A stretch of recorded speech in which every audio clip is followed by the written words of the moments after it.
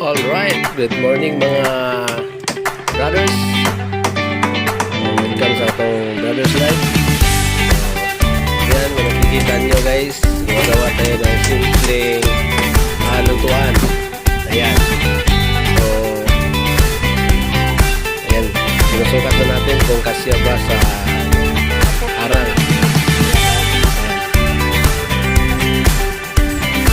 Kita nyo guys, so malug-malug pa.